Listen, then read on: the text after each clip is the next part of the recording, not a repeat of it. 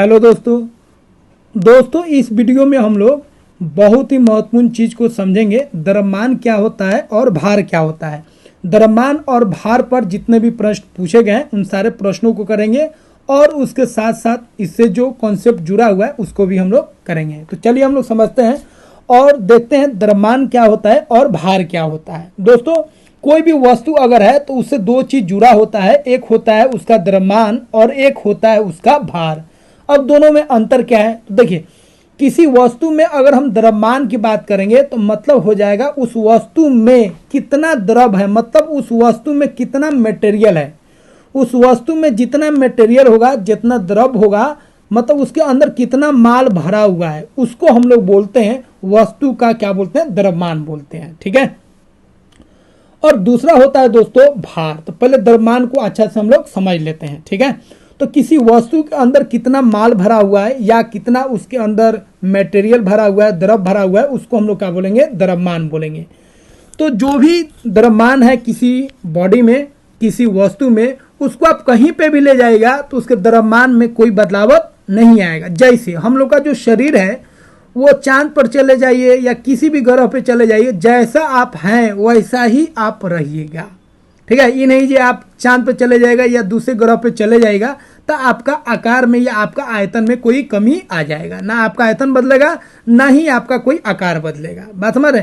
और आपका जितना बॉडी में मटेरियल है उतना ही उस ग्रह पे रहेगा।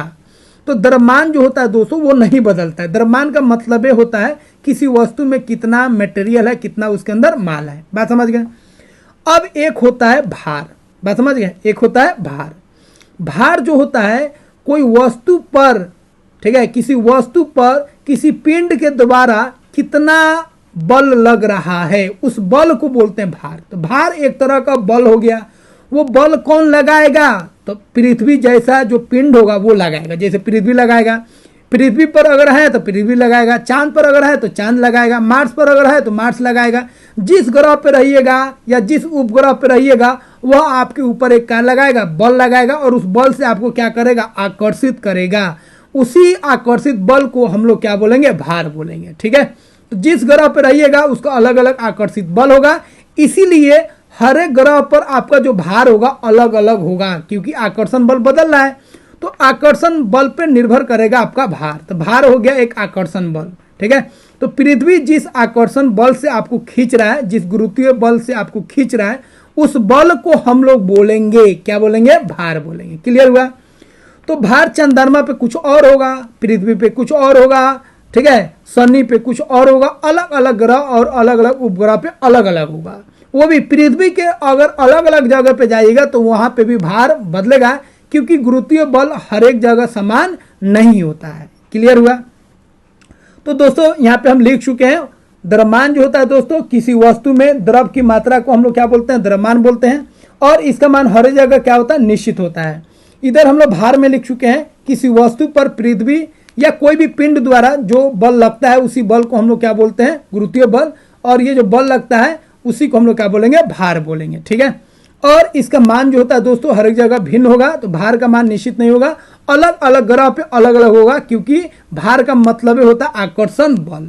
तो पृथ्वी का अलग आकर्षण बल है, चंद्रमा का अलग है, अलग अलग ग्रह और उपग्रह का अलग अलग होता है, इसीलिए भार जो होगा निश्चित नहीं होगा। ठीक है।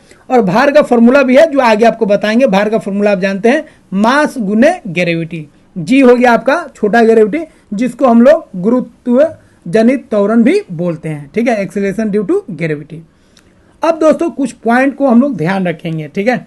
वस्तु का भार जो होता है दोस्तों वह पिंड के गुरुत्वीय बल मतलब जी पर निर्भर करता है। ठीक है, आपको बता ही चुके हैं।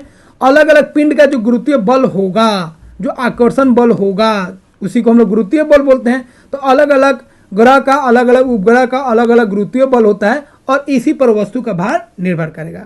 गुरुत्वीय बल अगर बढ़ेगा तो वस्तु का भार भी क्या होगा, बढ़ जाएगा। ठीक है। अब आपको ध्यान रखना दोस्तों, गुरुत्वीय बल को जनरली हम लोग जी से डिनोट करते हैं। ठीक है। तो पृथ्वी के केस में या किसी केस में हम लोग, ठीक है, गुरुत्वीय बल को मापते हैं, लेकिन पृथ्वी के केस में गुरुत्वीय बल को हम लोग जी से डिनोट करते हैं। ठीक है।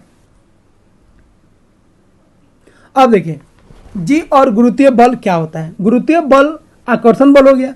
तो गुरुत्वीय बल अगर बढ़ेगा तो जी का मान भी क्या होता है दोस्तों, बढ़ जाता है। ठीक है, और पृथ्वी के लिए जी का जो मान है, मतलब जी का जो मान है 9.8 होता है। इसका मतलब क्या है, पृथ्वी पर कोई भी वस्तु अगर गिरेगा, पृथ्वी अगर खींचेगा तो उसमें जो त्वरण होगा वो कितना होगा, 9.8 त्वरण होगा, जो आप ऑलरेडी पढ़ चुके हैं, इसको हम बता चुके हैं।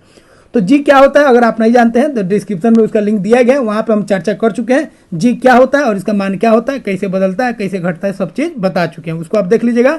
तो जी का बारे में सारा नॉलेज आपको हो जाएगा। ठीक है, तो जी का मान है दोस्तों, वह निर्भर करेगा गुरुत्वीय बल पर। जितना गुरुत्व बल बढ़ेगा तो जी का मान क्या होगा, बढ़ेगा। ठीक है, मतलब उसको तेजी से आकर्षित करेगा, वो जल्दी जल्दी गिरेगा। तो ध्यान रखेंगे, यहाँ पे लिख चुके हैं जी का मान बढ़ेगा तो वस्तु का भार भी क्या होगा दोस्तों, बढ़ेगा।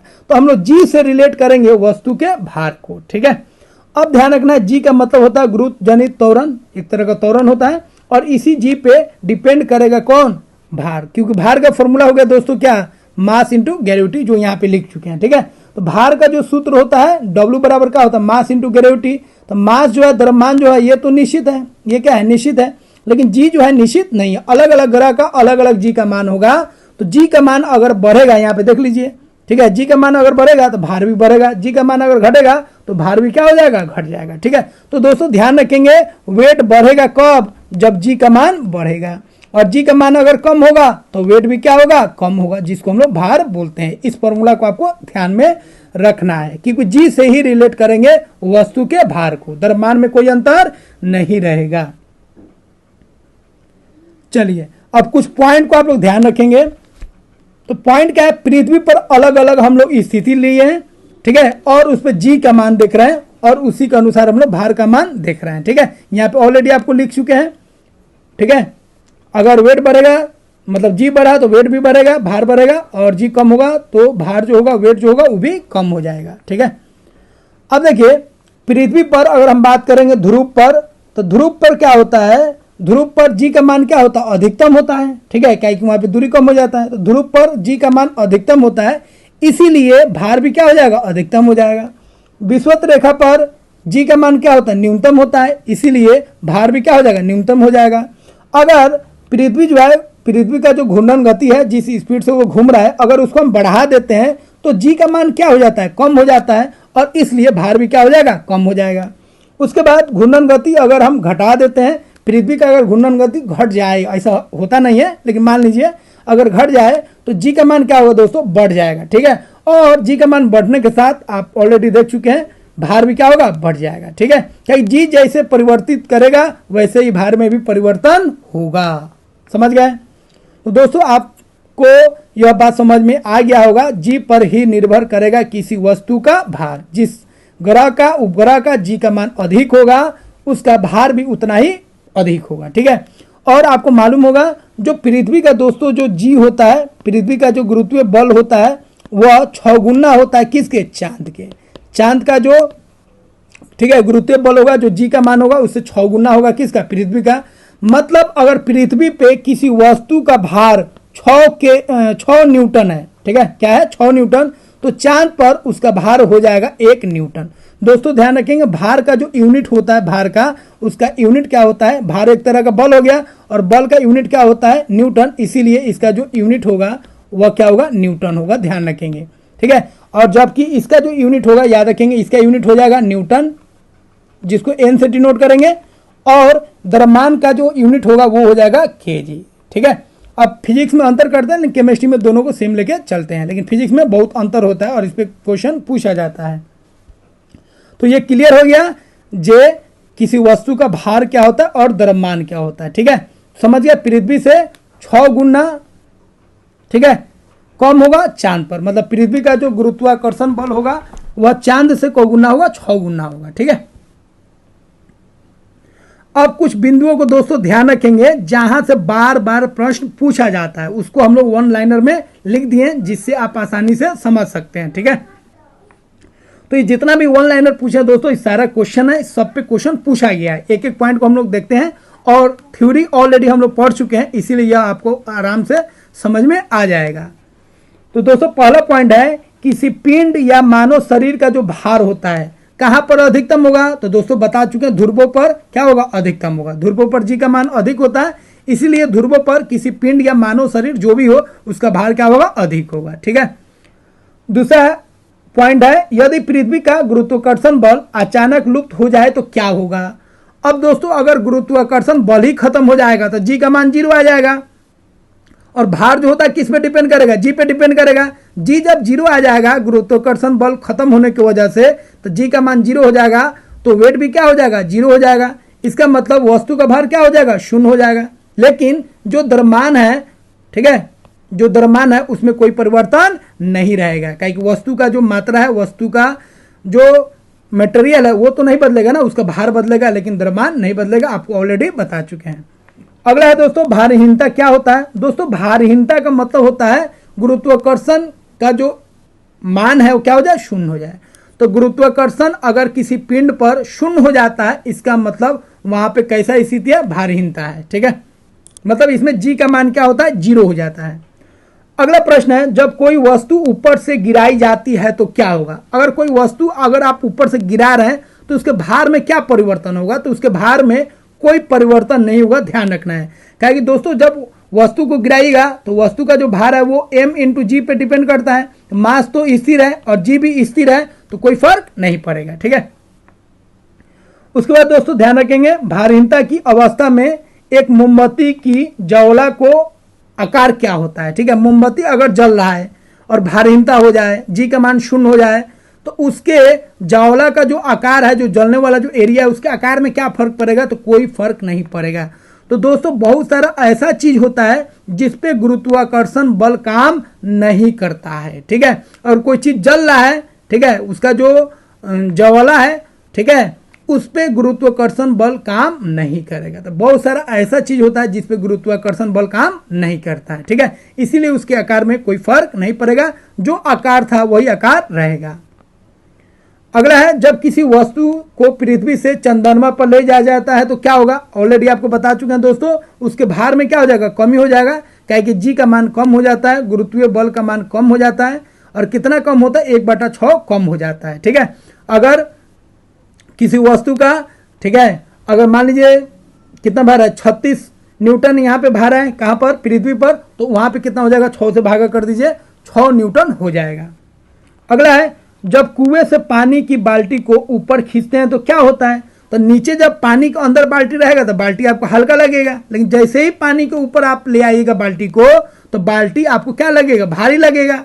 उसका बेसिक कारण है, ऊपर आप खींच रहे हैं तो नीचे से सपोर्ट देने वाला कोई है नहीं, लेकिन पानी में रखे हैं तो पानी आपको क्या कर रहा है, उत्प्लावन बल दे रहा है, एक सपोर्ट दे रहा है, जिससे आपको क्या लगेगा, हल्का लगेगा। लेकिन ऊपर पानी के ऊपर आ जाएगा तो कोई सपोर्ट देने वाला है नहीं, तो पानी में कोई भी चीज अगर रखते हैं तो उसके भार में क्या होता है, कमी हो जाता है। ठीक है।